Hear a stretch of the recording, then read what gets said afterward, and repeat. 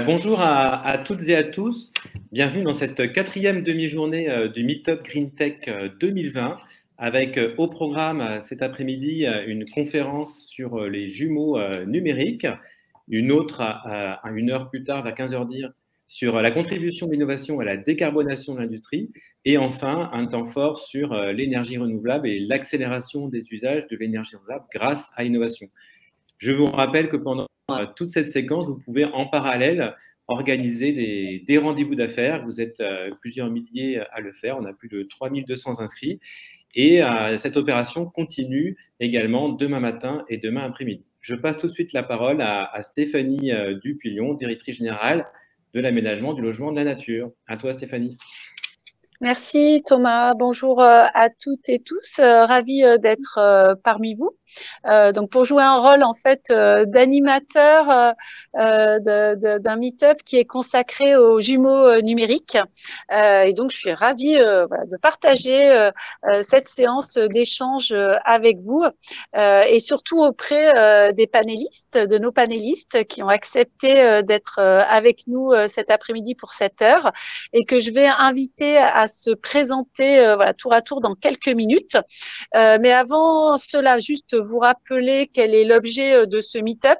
Il s'agit en fait de préciser la définition et les opportunités des jumeaux numériques sur la base des retours justement d'expérience de nos panélistes et puis de pouvoir avec eux identifier les freins, les leviers pour amplifier le recours à ces solutions numériques. Et donc, je vous donne la parole pour vous présenter Jean-Bernard Kovarik, Vincent Marais et Christelle Gibon et Pauline Coq. Oui, bonjour à toutes et à tous. Jean-Bernard Kovarik, donc je travaille à l'université Gustave Eiffel, où je suis vice-président chargé de l'appui aux politiques publiques. Bonjour à toutes et à tous, ravi d'être avec vous. Merci Stéphanie. Je suis Vincent Marais, je suis directeur innovation pour le groupe Bouygues. Bonjour à toutes et tous également. Bon, en charge des projets innovants au service information géographique de Rennes Métropole. Et je suis ravie.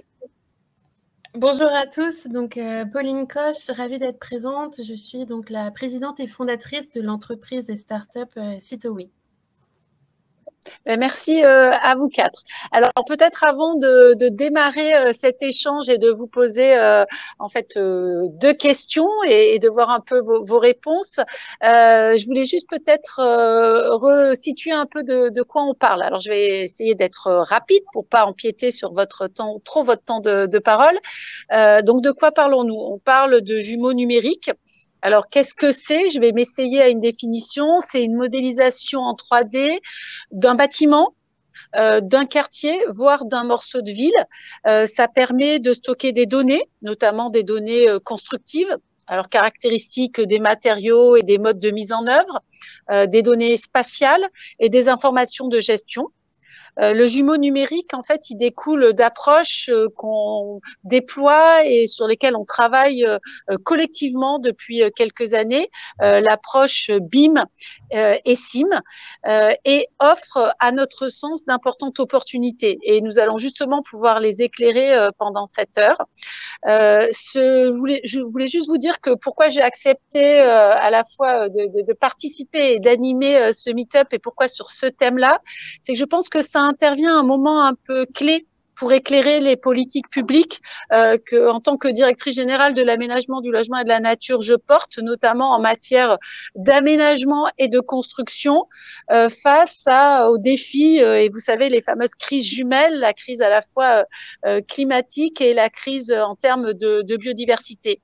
Aujourd'hui, on travaille à une vision un peu refondée de l'aménagement des villes et des territoires sous un angle durable, articulé autour, on va dire, de 4 défis. Alors, c'est des défis peut-être un peu technocratiques, administratifs, mais je suis sûre que vous les éclairez de la meilleure des manières. Le défi de la sobriété, le défi de la résilience, le défi de l'inclusion et le défi de la productivité. Et tous ces travaux, ils reposent aussi très largement sur le développement de services numériques. Et c'est pour ça que, à mon sens, la question des jumeaux numériques, elle me semble à la croisée des enjeux et des défis auxquels nous travaillons et nous sommes confrontés. On l'avait démarré avec les questions sur le bâtiment, à l'échelle du bâtiment, sur les questions de transition numérique du secteur du bâtiment, au niveau du plan BIM, et notamment on prépare la suite et le plan BIM 2022, il vise à la généralisation du BIM dans l'acte de construire, et on a également à l'échelle européenne où on investit un certain nombre de projets et de task group. L'intérêt aussi est très important, c'est que au-delà de l'échelle du bâtiment, on soit dans l'amélioration de la conception, de la gestion et le fonctionnement, et notamment de l'exploitation. On voit qu'on est face à des défis majeurs aujourd'hui de rénovation énergétique, notamment, mais aussi de rénovation tout court, de recherche aussi sur des défis, sur des bouts de quartiers et de villes et de territoires, d'efficience des espaces urbains en termes de transition environnementale et numérique. Et pour moi, toutes ces technologies du numérique et les jumeaux numériques, elles sont vraiment hyper importantes. Je voudrais aussi mentionner un point auquel je crois et sur lequel je pense que ces approches de jumeaux numériques sont fondamentales, c'est tous les enjeux qu'on a en matière de préfabrication et d'industrialisation de la filière construction. On parle beaucoup aujourd'hui de France 2030, de la décarbonation de l'industrie, mais pour moi, la question de l'industrie du bâtiment est constructive. La préfabrication et l'apport du numérique sont un peu fondamentales pour les années qui viennent et pour l'investissement. Voilà, alors j'ai déjà été, je pense, très longue sur cette introduction. Pour affiner et peut-être débattre autour de ce que je viens de poser comme cadre et de l'intérêt de l'État, du ministère de la Transition écologique et de la DGALN sur ces travaux, je propose de structurer notre échange en 2 temps autour de 2 questions que je vais vous poser tour à tour, et puis on fera en sorte que les premiers qui ont répondu à la première question ne soient pas les premiers de la deuxième question pour un peu rythmer les choses. C'est la première question, c'est quels sont pour vous les 3 éléments clés de votre expérience en matière de jumeaux numériques pour que vous puissiez nous éclairer sur cette expérience et les enseignements clés, bien sûr, que vous en tirez. Alors, je pensais démarrer par Christelle. Est-ce que c'est possible? Voilà, donc Christelle, Vincent, Pauline, puis Jean-Bernard. Et je vous demande, je vais être obligée d'être gardienne du temps, donc 3-4 minutes chacun. Merci, je prends la parole alors dans ce cas. Oui, alors ce qui m'a été demandé finalement aujourd'hui de rapporter, c'est notre expérience à Rennes Métropole en matière de jumeaux numériques, pas à l'échelle du bâtiment, pas à l'échelle de la construction, on va pas forcément parler, je vais pas forcément parler BIM, mais plutôt du jumeau numérique urbain avec des usages peut-être un petit peu complémentaires. Et pourquoi? Parce qu'on a passé 4 années d'expérimentation avec un industriel qui est Dassault Systèmes sur cette question du jumeau numérique urbain, programme d'ailleurs qui était financé dans le cadre du programme d'investissement d'avenir. Et l'objectif était d'évaluer l'apport d'un jumeau numérique urbain et d'une plateforme collaborative dans nos métiers de l'aménagement.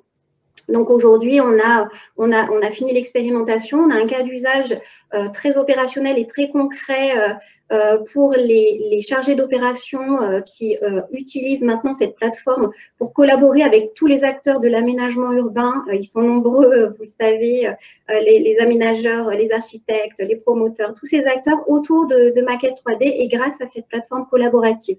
Donc ça fonctionne très très bien aujourd'hui et c'est vraiment, au-delà de ce cas d'usage, une expérimentation très riche d'enseignements et qui nous guide aujourd'hui dans la phase qui va suivre et qui est la phase vraiment de déploiement pérenne et opérationnel et dans une approche un peu plus systémique de cette question du jumeau numérique.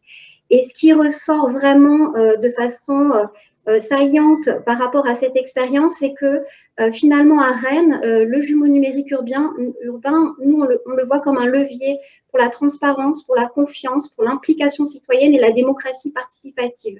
Et en réalité, ça s'inscrit vraiment aussi dans la continuité de plus de 20 ans d'utilisation de la maquette 3D à Rennes Métropole et où on s'est rendu compte assez vite que c'était un vecteur de coopération avec les citoyens, un vecteur de mise en lisibilité du territoire et de ses enjeux et de partage de cette connaissance produite à partir de la donnée. Un outil aussi de participation citoyenne parce que a vraiment constaté, c'est que des ateliers participatifs avec la 3D, c'était beaucoup plus interactif. La 3D, ça aide les habitants à mieux comprendre les projets et donc à mieux et à plus oser participer, débattre, challenger. Donc vraiment un outil un déclencheur de parole et de débat et aussi un outil d'implication de nouveaux publics. On s'est essayé à différents dispositifs de déclinaison d'environnement de jeu comme Raincraft, qui est une déclinaison de Minecraft, ou bien des dispositifs de réalité augmentée. Et là, on s'est rendu compte que ces aspects ludiques permettaient aussi d'attirer de nouveaux publics et parfois aussi de mixer les générations. Et c'est vraiment un effet très intéressant et qu'on peut déployer à façon sur différentes thématiques, des questions de sensibilisation à l'urbanisme, mais aussi de gestion des déchets, sur les consommations énergétiques des écoles. Donc vraiment des dispositifs très intéressants. Et ce à quoi ça nous amène, c'est vraiment de réfléchir à l'ergonomie des solutions, à l'adaptation des interfaces, mais aussi des formes de représentation du territoire. On peut travailler sur des formes de représentation très techniques qui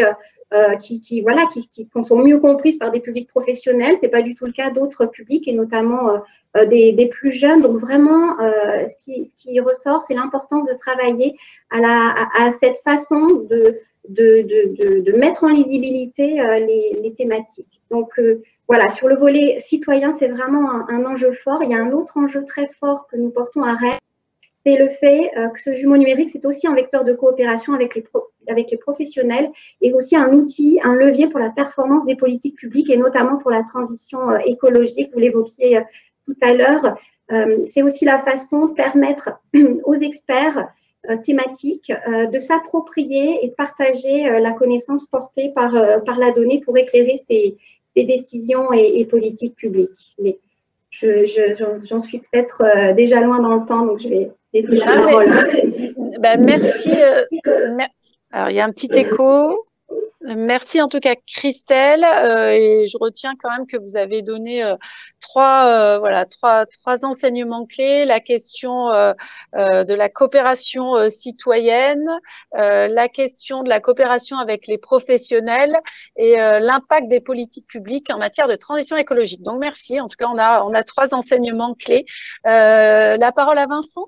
Et vous étiez plutôt sur le jumeau urbain. D'ailleurs ça on pourra aussi en débattre entre les questions d'échelle.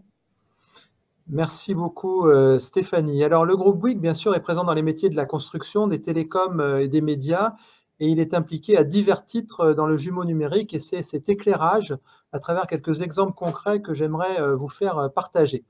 Alors bien sûr, les métiers de la construction sont très impliqués sur le sujet. Commençons par Bouygues Construction, qui travaille avec Dassault, on a déjà cité cette entreprise sur le jumeau numérique, de la phase construction, afin d'apporter une vision à l'acte de construire avant la construction.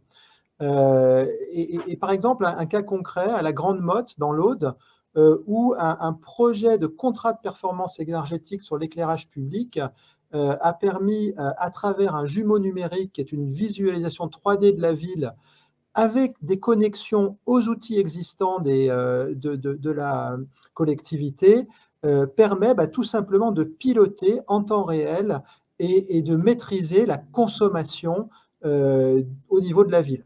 Pour la sobriété, c'est pas mal. Dans d'autres contextes, le jumeau peut être utilisé pour tester des scénarios. On l'a vu avec Rennes, hein, et par exemple, on a fait des tests d'accidents Céveso, notamment au niveau de la mairie du Havre. Et ça, c'est aussi très important pour prévoir des inondations. Pour la résilience d'un territoire, c'est très bien. On y voit également des avantages en termes de formation, et finalement la manière d'associer plusieurs formes de profils à nos métiers. On n'a pas besoin d'être menuisier pour monter un meuble Ikea. Eh bien, dans la même veine, à travers le jumeau numérique, il a été possible de faire monter une gaine technique par des compagnons spécialisés dans le gros œuvre. Donc le jumeau numérique, il va permettre d'améliorer finalement l'accessibilité à nos métiers et peut-être faire en sorte que des ESAT ou des personnes en réinsertion puissent demain participer à ces aventures.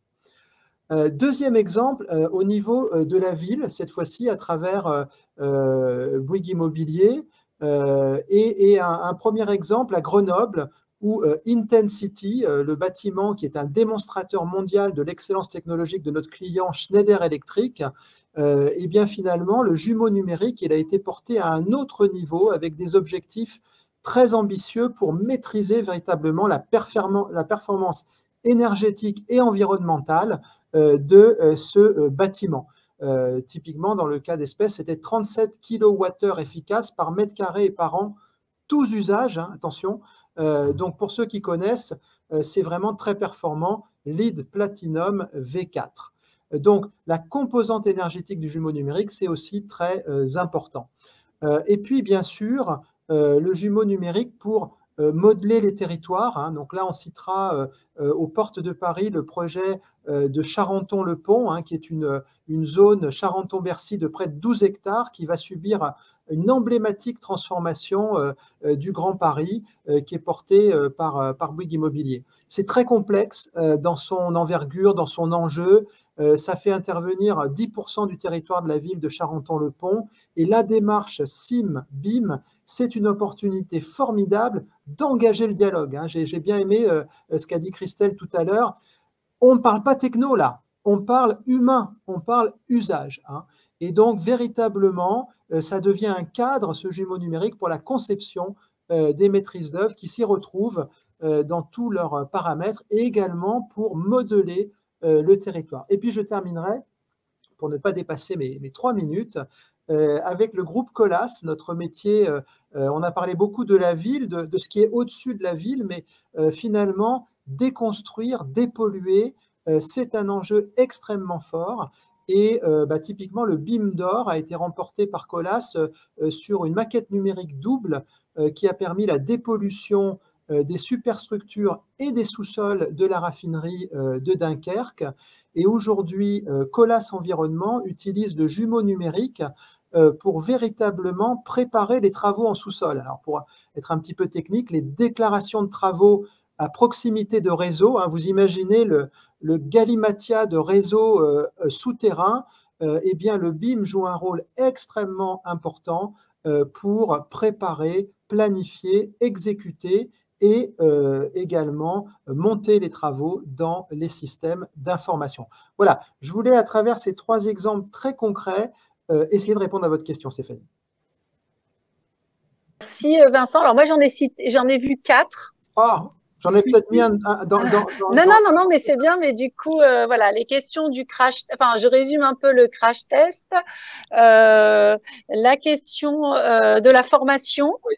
La question d'engager le dialogue et de la modélisation du territoire. Et puis le dernier point qui était plus la préparation de grands chantiers, notamment de dépollution. Donc, très, très intéressant ces 4 cas d'usage, hein, comme vous les avez mentionnés, qui du coup permettent de définir ou de mettre des éléments derrière ces questions de jumeaux numériques.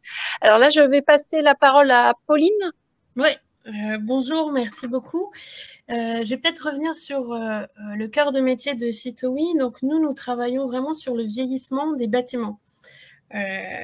Nous travaillons à savoir en fait comment vieillissent les bâtiments en fonction des matériaux, mais aussi en fonction de l'usage, de l'environnement, du soleil, de la pluie, etc. Pour pouvoir par derrière avoir un état actuel de l'état de dégradation du parc et un état projeté. Derrière, pouvoir optimiser et rationaliser tous les plans de travaux et les budgets d'investissement et de fonctionnement. Donc, on a fait économiser jusqu'à 40% de ces budgets. Et puis aussi améliorer toutes les performances environnementales parce que quand on allonge la durée de vie des matériaux et des bâtiments, c'est plus rentable, mais c'est aussi mieux pour la planète. C'est moins de carbone, moins d'énergie, moins de déchets, moins de matériaux consommés.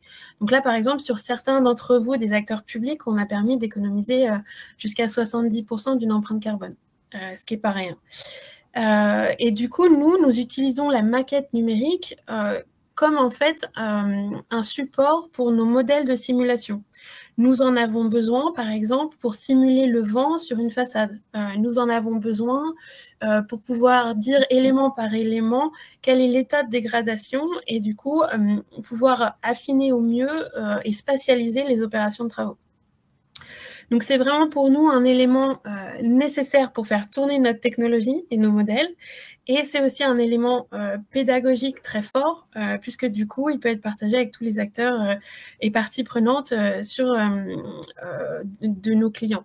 Donc, nous, vraiment, nous travaillons sur des maquettes BIM qui sont à l'échelle du bâtiment et qui sont des maquettes d'exploitation et non pas des maquettes de conception. Donc, là, je lèverai des drapeaux, c'est-à-dire que les maquettes de conception sont beaucoup trop complexes et lourdes pour faire de l'exploitation.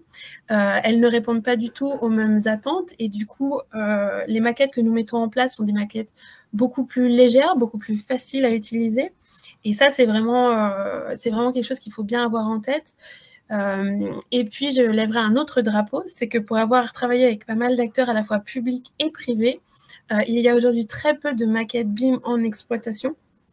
Elles sont très, très rares, pour dire quasiment inexistantes, à la fois parce que c'est extrêmement onéreux de transformer un parc de milliers de mètres carrés en 3D, aussi parce que ça demande une forte compétence métier spécifique dans les équipes, et puis il y a une petite méconnaissance et incompréhension du ROI que peut apporter une maquette numérique aujourd'hui.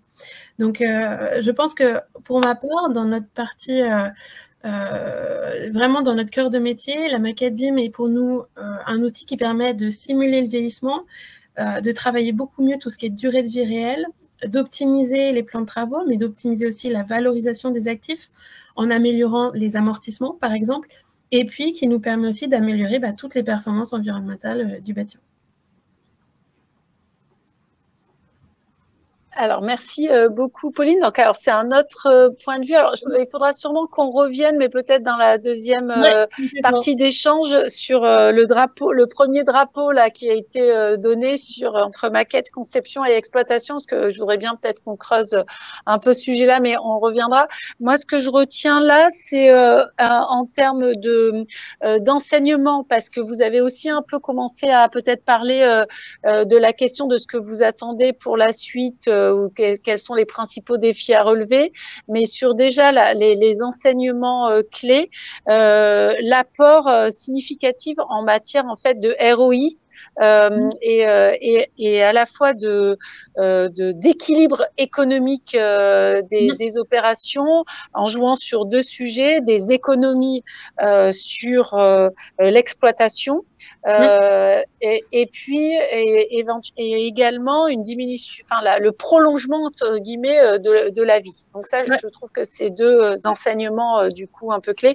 Ce que vous avez rajouté est peut-être un peu déjà l'anticipation sur le deuxième tour de pistes de questions. Du coup, je passe la parole à Jean-Bernard. Merci beaucoup. Donc, en fait, les trois expériences en matière de jumeaux numériques que j'aimerais partager avec vous cet après-midi reflètent un peu la diversité des échelles dont il a été question. Et le premier élément se place à une échelle extrêmement locale, à l'échelle du bâtiment. Et c'est la création d'une start-up qui est assez récente, on peut dire une spin-off de l'université Gustave Eiffel, qui a été créée en février de cette année et qui vise à donner des outils pour répondre au défi de la résilience et plus particulièrement toute la question de la sécurité, de la gestion en temps réel d'espaces un petit peu sensibles avec des applications que l'on vise tout à fait clairement pour aider aux Jeux olympiques et paralympiques qui vont avoir lieu prochainement. Un deuxième développement de cette activité sera envisagé pour traiter le cas plus large à l'autre échelle des infrastructures linéaires. Alors en fait, tout simplement, on part d'une maquette, d'une toute simple maquette informatique du bâtiment, qui est un bâtiment public, ça peut être un aéroport, une gare ou le village olympique, même à l'échelle du quartier. on examine la connectivité des espaces, les escaliers, les salles, etc. On a un peu une topologie, une vision 3D de cet équipement. Et puis, on se donne les moyens d'interagir avec la maquette, un petit peu comme le ferait un PC sécurité en temps réel, avec des caméras, des capteurs de température, des comptages de personnes. Et tout ceci permet, non seulement en cas d'événements non souhaités ou en cas de crise, d'interdire des portes, d'opérer une signalétique ou faire des messages vocaux, et puis aussi de tester des scénarios, des protocoles d'évacuation si jamais il y avait des alertes ou si jamais tout simplement il y avait un départ de feu quelque part. Deuxième exemple, là sur une échelle plus, disons, d'infrastructure linéaire de transport, c'est la mise en place d'une zone d'expérimentation pour essayer de développer de nouveaux cas d'usage pour la mobilité connectée, coopérative, automatisée, etc., sur l'autoroute A63 qui traverse les Landes. Donc actuellement, c'est sur une trentaine de kilomètres que se fait cette zone d'expérimentation. Et ce qu'on veut, c'est offrir aux entreprises, aussi bien qu'aux acteurs académiques, un accès simplifié à un terrain de jeu. Et l'idée, donc, c'est de pouvoir s'appuyer sur des équipements prépositionnés avec cette maquette numérique prépositionnée et de pouvoir opérer des interactions en temps réel avec l'infrastructure, la circulation, les véhicules eux-mêmes, les PC de régulation, en s'appuyant donc sur ce jumeau numérique qui comporte des couches de connectivité, de cartographie à haute précision et tous ces repères visuels et radio. Le troisième exemple, il est un petit peu en amont de tous ces défis, c'est l'enjeu un peu de la recherche et de pouvoir alimenter toutes sortes de briques qui ont vocation ensuite à être incorporées dans ces systèmes. On a par exemple sur notre campus de Versailles-Satori, où je suis en ce moment, un projet de jumeaux numériques sur un bâtiment qui justement est plus du ressort des sciences humaines et sociales. Le jumeau numérique, ce n'est pas que des sciences dures, c'est aussi des SSHS.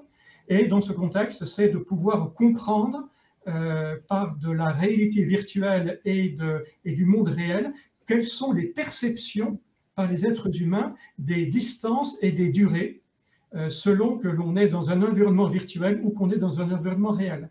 Et puis on a d'autres exemples de recherche qu'on fait en partenariat avec des instituts de transition énergétique comme Efficacity, comme je pense à un logiciel PowerDis de simulation de solutions énergétiques qui sont autant d'aide à la décision et à la simulation pour les acteurs de la ville et choisir les meilleurs investissements.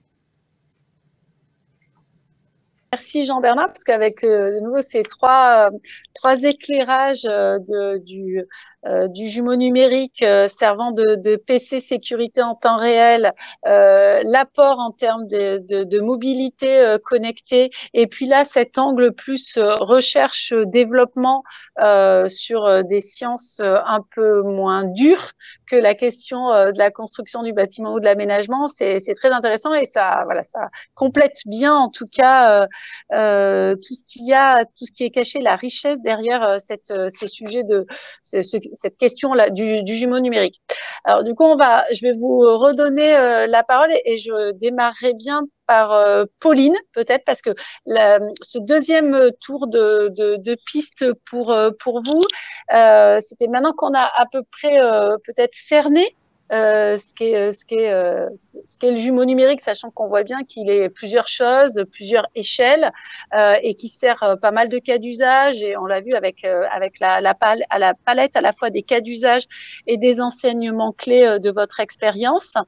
Mais Pauline, vous avez, et donc ma question c'est principalement c'était pour vous, c'est quoi les principaux défis à relever pour amplifier le développement des jumeaux numériques? C'était ma première question, c'était la question que je voulais vous poser pour la suite. Mais vous avez évoqué 2 drapeaux. Et derrière les 2 drapeaux, ça interpelle un peu quand même sur soit des défis à relever, soit des limites à l'amplification. Donc je veux bien que vous du coup, au travers de la réponse à ma question, peut-être que vous nous reparliez un peu des 2 drapeaux. Complètement. Merci pour les questions. Alors, nous avions besoin de ces maquettes numériques pour pouvoir travailler et vendre notre solution. Donc, il a fallu trouver une solution. C'est ça le monde de la start-up aussi. Du coup, les enjeux pour nous, le premier, c'est le coût de déploiement d'une maquette BIM, le coût à la fois de mise en œuvre et le coût de maintien, parce que ça reste un outil qu'il faut actualiser, qu'il faut maintenir dans le temps. Ça, c'est un énorme frein aujourd'hui et je pense que nous avons essayé de le lever.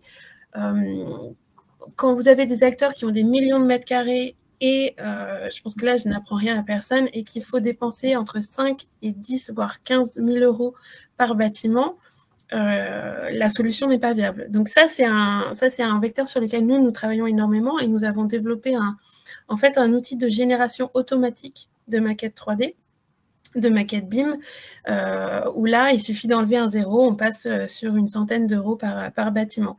Et ça, je pense que ce sera un vrai accélérateur pour le coup de déploiement d'une maquette, d'un jumeau numérique dans le monde à la fois public et privé. Hein. Il n'y a pas de distinction entre ces deux mondes aujourd'hui. Et puis, le deuxième vecteur d'accélération, ce sera pour moi la simplicité. Simplifions le jumeau numérique. Aujourd'hui, c'est un outil qui est très expert, qui est très complexe à manipuler, qui requiert des compétences spécifiques qui sont chères sur le marché. Il y a par exemple des équipes chez nous, chez nos clients, qui vont manquer de compétences et qui doivent embaucher. Aujourd'hui, la maquette, le jumeau numérique est devenu très complexe. Eh bien, simplifions les choses pour que ça puisse se répandre dans chaque direction immobilière et que chacun puisse s'en saisir. Et ça, c'est vraiment pour nous un énorme sujet que nous traitons.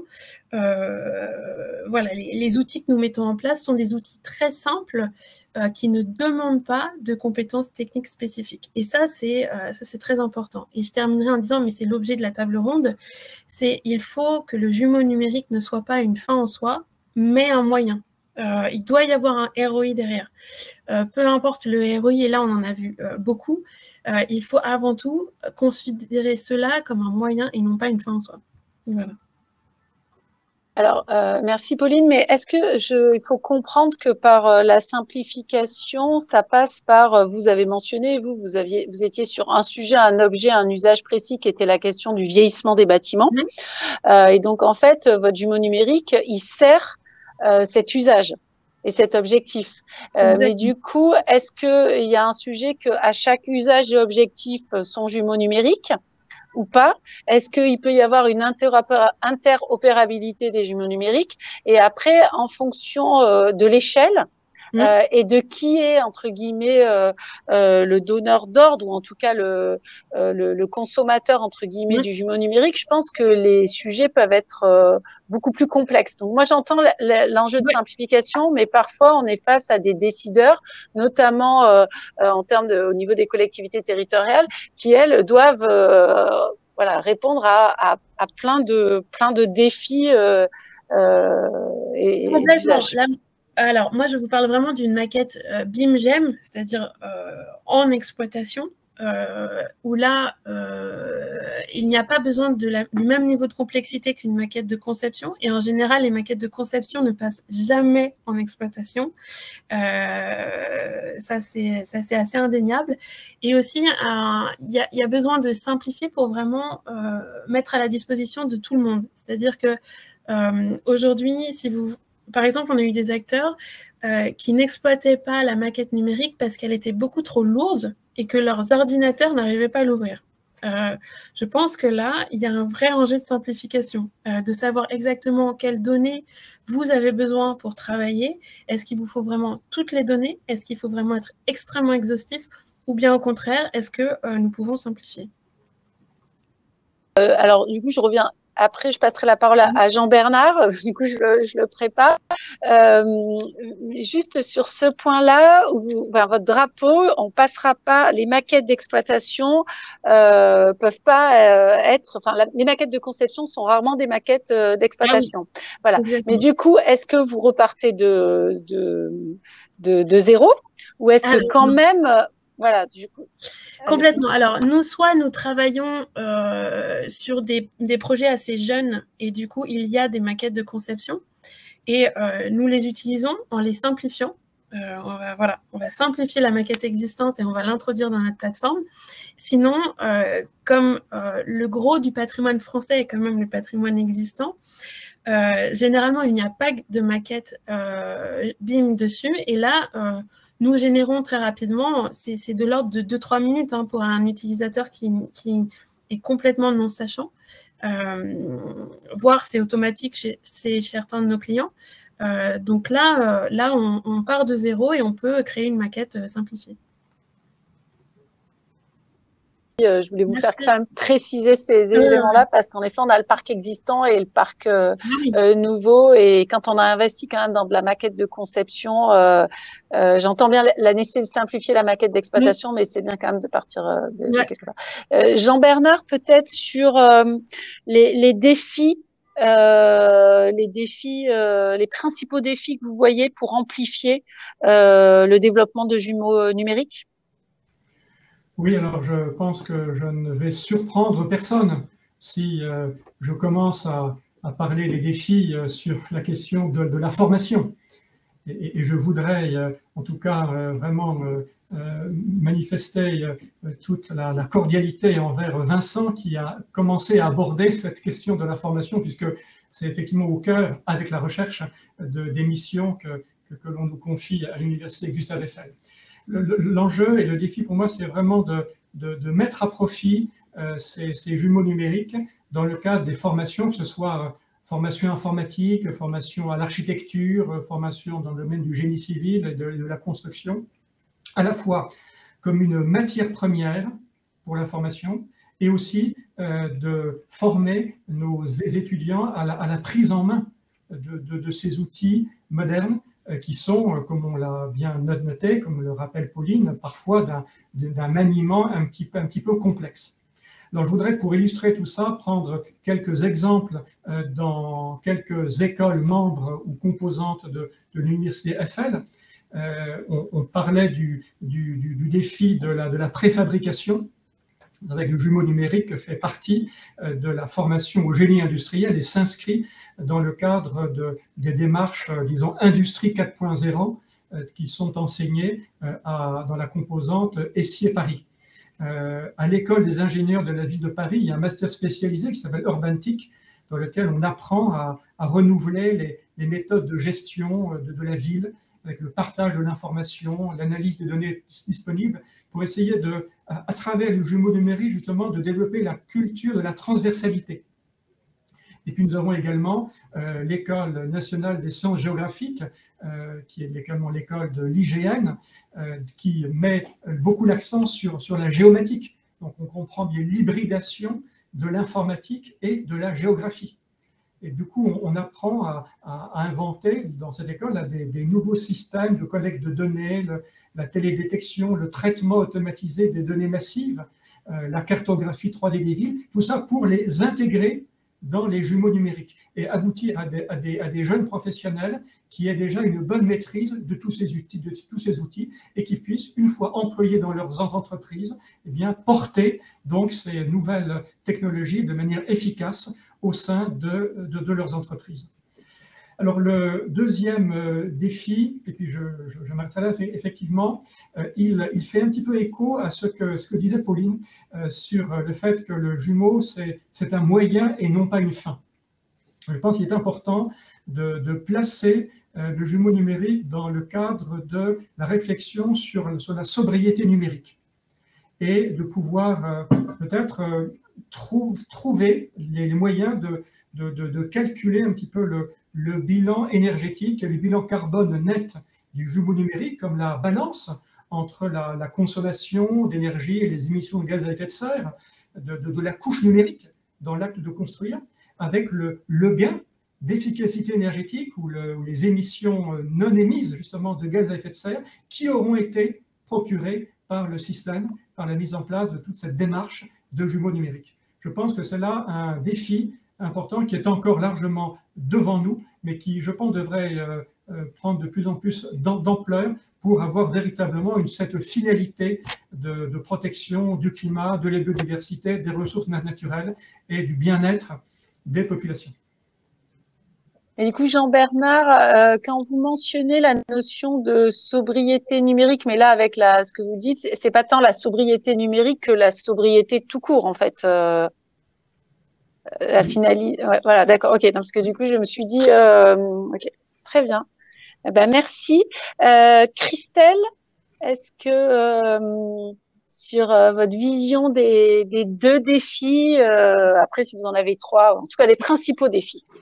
Oui, alors pour nous, les défis, finalement, quand on travaille sur un jumeau numérique, finalement, il y a deux volets. On a vraiment le volet des données, d'une part, et puis le volet des outils qui vont nous permettre de visualiser, d'analyser, de modéliser, de simuler un certain nombre d'actions et d'effets des politiques publiques.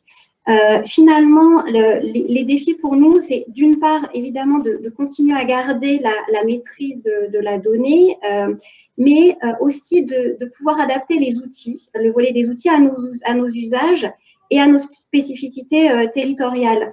C'est important pour nous d'avoir un œil sur la chaîne de traitement de la donnée, qui va de la donnée à l'information, qui va ensuite permettre de produire de la connaissance et des services qui vont orienter les décisions et les politiques publiques. Ces outils, ces méthodologies, ces algorithmes, ils ne sont pas neutres dans le processus de production de l'information.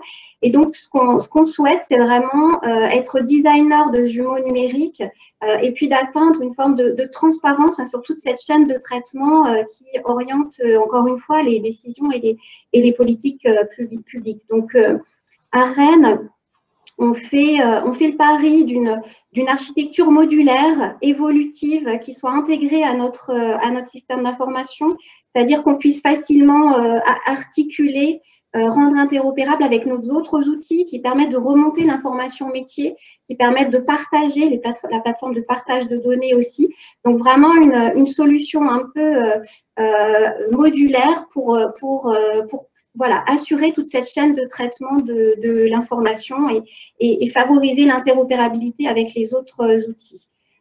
Et je pense que c'est vraiment à cette condition qu'on aura une implication des territoires et la constitution d'un certain nombre de briques qui vont permettre de disséminer un petit peu ces cas d'usage ensuite sur les territoires.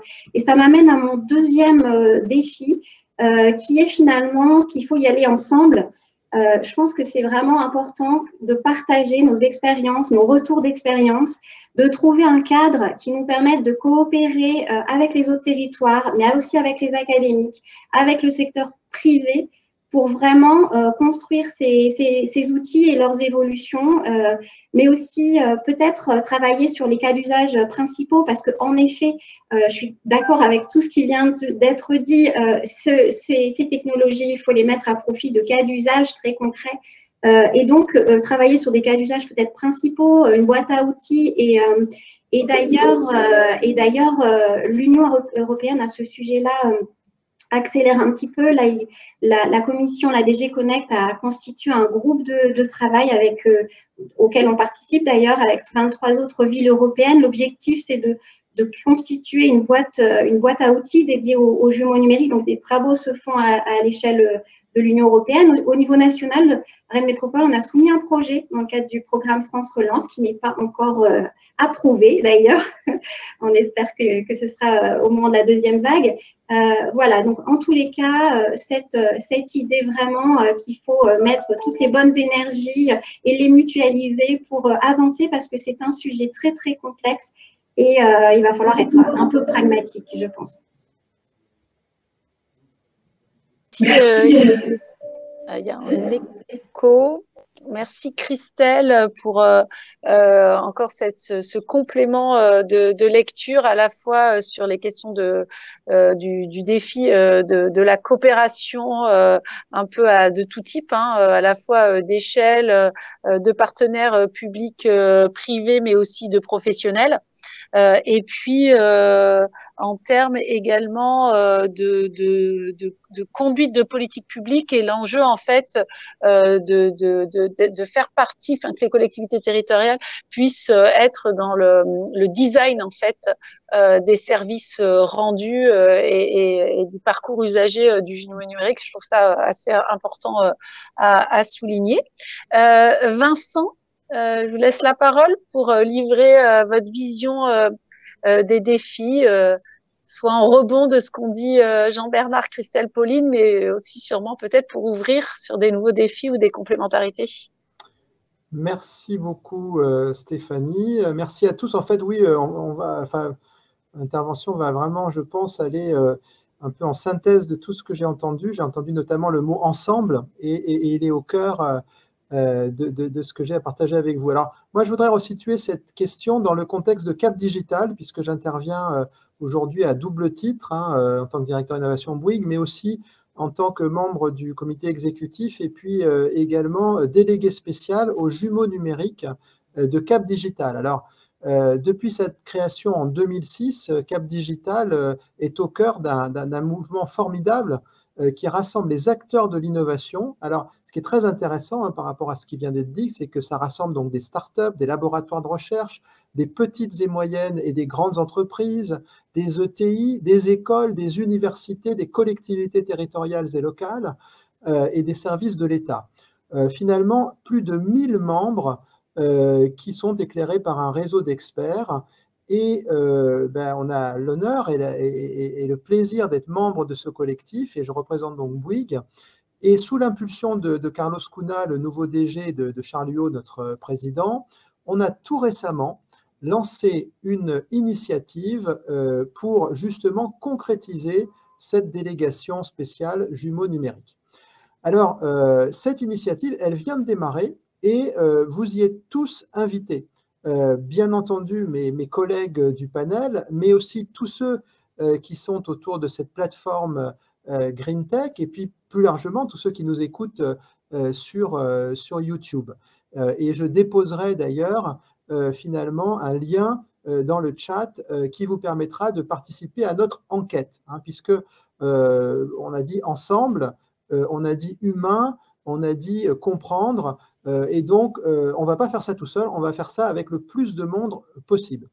Alors, cette enquête, elle est en cours, elle vient d'être lancée, on est au milieu, et évidemment, je ne peux pas partager avec vous tous les résultats. Mais je voudrais quand même partager avec vous quelques tendances qu'on voit émerger. Et donc, ces tendances, elles ne sont pas ce que moi je vous dis, mais ce qu'un collectif de près d'une trentaine à ce stade d'entreprises ou d'organisations diverses partage. Sur finalement, votre question, Stéphanie, qui est quels sont les freins à lever pour finalement déployer avec efficacité ce jumeau numérique. Eh bien, finalement, il y en a de trois natures. La première nature, c'est le manque de clarté sur l'apport concret du jumeau numérique en regard du surcoût apporté par sa mise en œuvre. Donc ça a été largement abordé. Deux aspects. Jumeau numérique, c'est un peu un buzzword, comme on dit, un mot valise.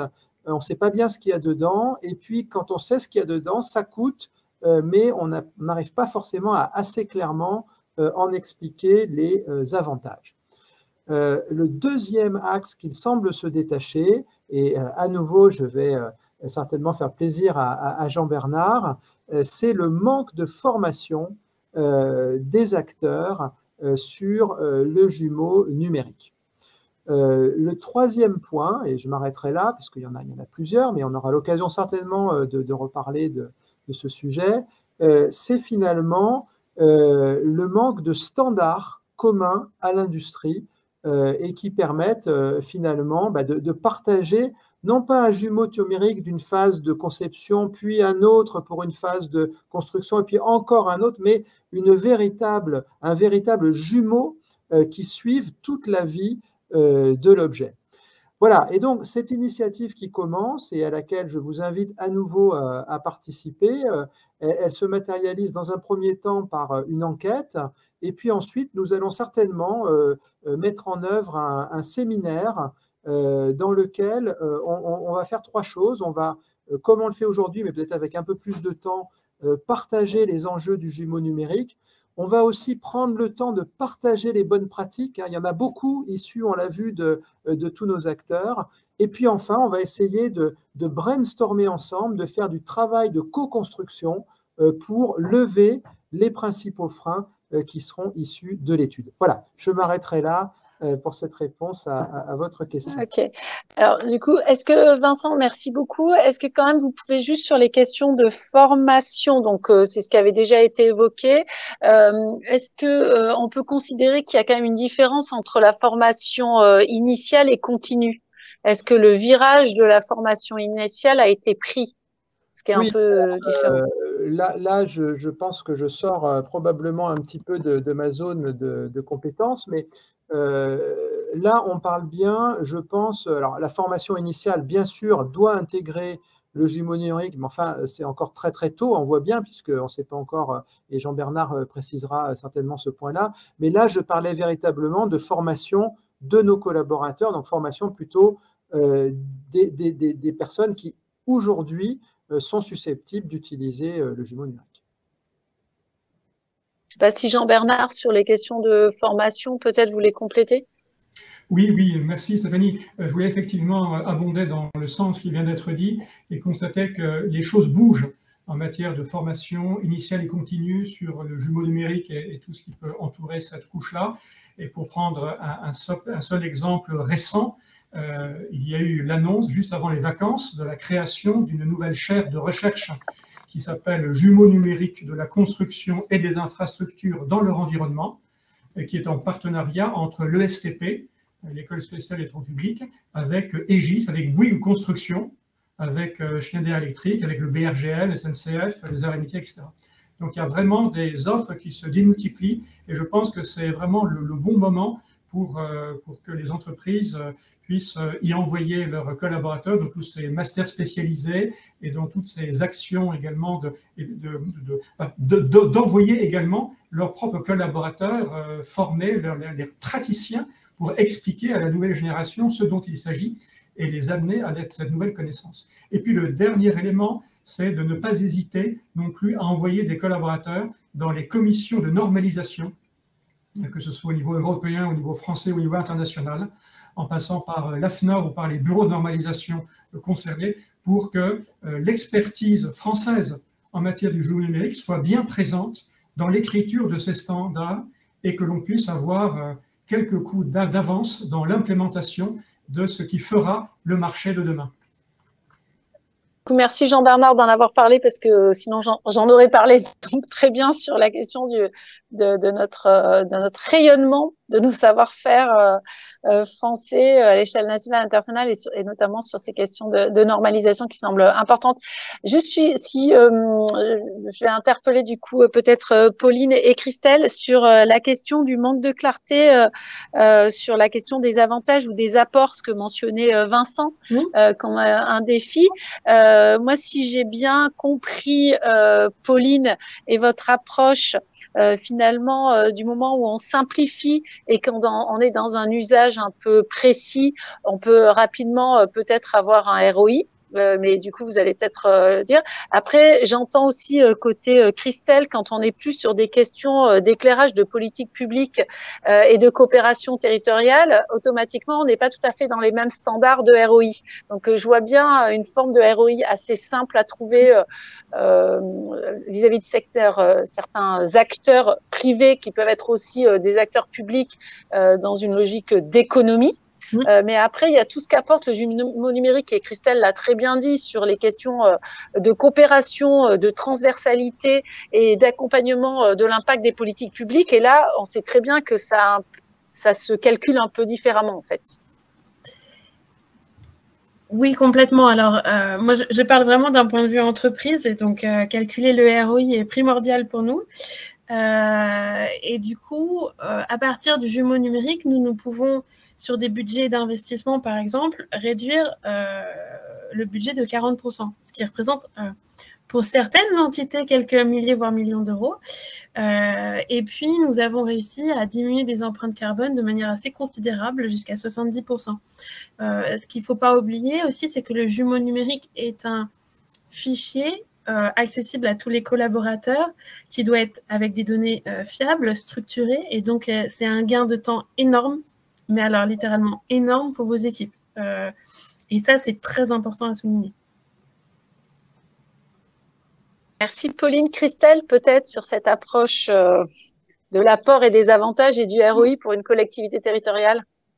Oui, c'est une vraie question à la fois en termes de ROI, mais finalement aussi en termes de bilan carbone globalement entre le coût de ce numérique, de ces outils-là, et puis l'apport. C'est vrai que c'est pas simple.